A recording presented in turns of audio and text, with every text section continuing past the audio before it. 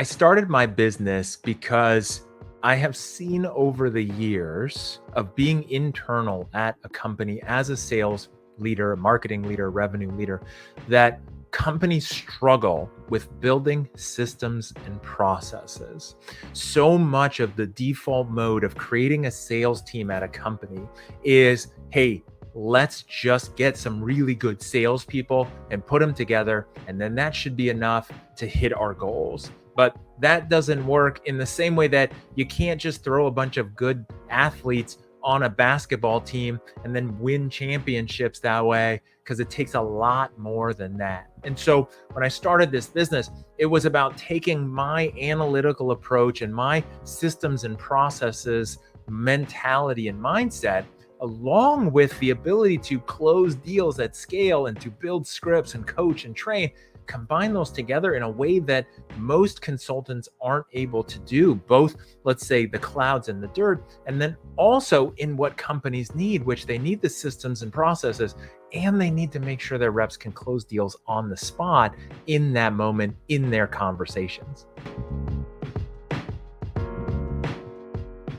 Prior to starting my business, my background, well, business-wise, corporate-wise, it was running telephone sales teams, business to consumer, financial services, debt relief, telesales, enrollment centers, doing consultative sales where there is a determination of if somebody qualifies, and if so, then what's the right program or package. It's not a one size fits all. And I've never sold anything where everyone wins, right? Where anybody you talk to, you better make them a client. There's some qualification, there's a go, no go process. So I've done that for years, always inside sales, running teams. Also, what's interesting about my experience is it's always been sales and marketing combined. So not just like I'm in sales and you're in marketing and you better get me leads and my team is doing everything they can and your leads are the problem. No, you're salespeople. I've never had that dynamic because I've always been in charge of both. I've always been responsible with the leads that facilitate the conversation for my sales teams to then do what they do best and close deals, and then building the systems around them. Now, if we want to go way back to my background before this, I have a bachelor's degree in marine biology, and I focused on tagging sharks for years as a funny punchline because I preferred sharks over people at that point in my life.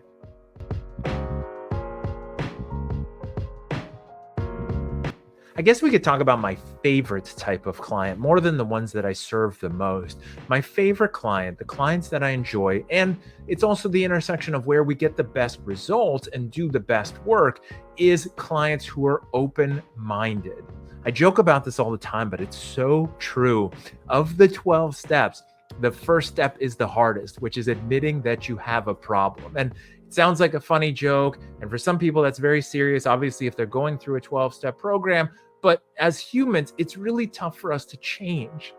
We do not like change. We like our comfort zone. And so many business leaders and business owners and founders and startups, they got to that point where they are successful enough because of what they know, and they've always figured it out. And so there's usually a tough dynamic there where that person, if they're not careful, thinks they know how to solve everything and thinks they know the answers to everything, and they don't really seek outside help. They're not looking to grow. They're not open to change.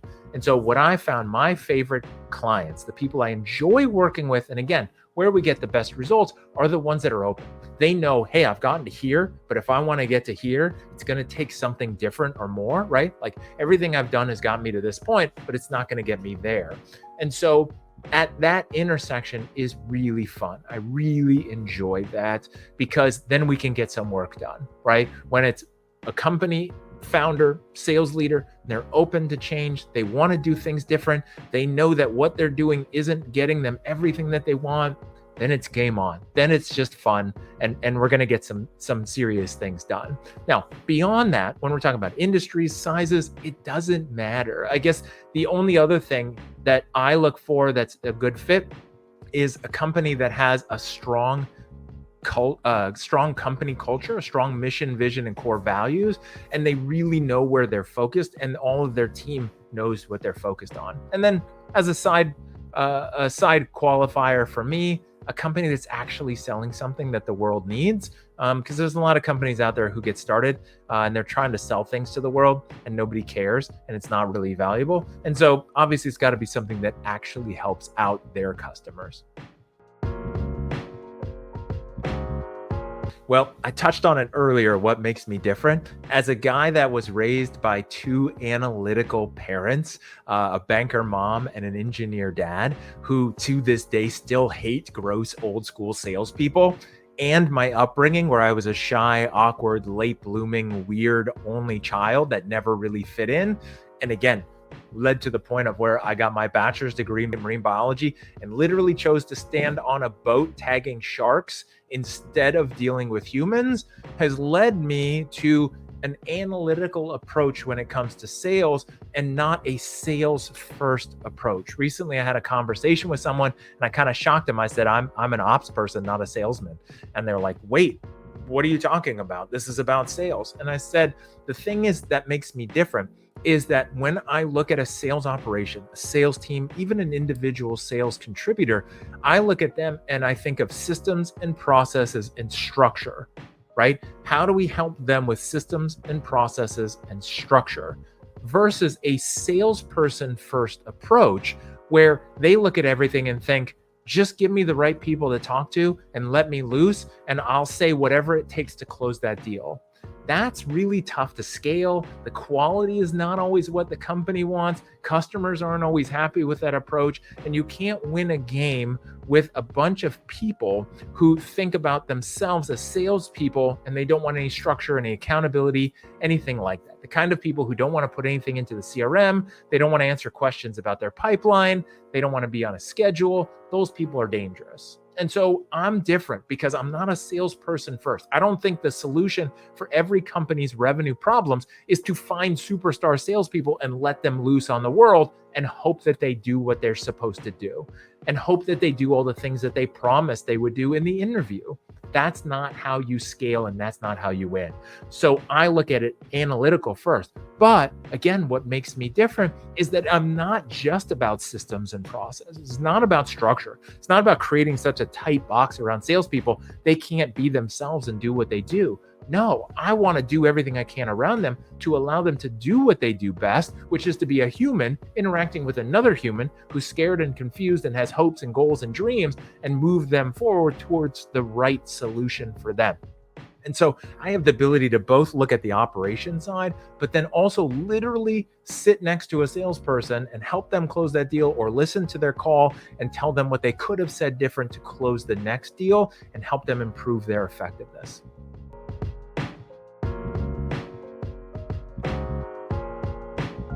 So more about me, I have gotten marginally decently okay at bass fishing over the last few years. Wasn't good at fishing as a kid. Don't come from a fishing family. We did it every year when we go camping, but not great results. Times in my adult life were literally fishing from a boat in a stocked trout lake and literally couldn't catch any fish.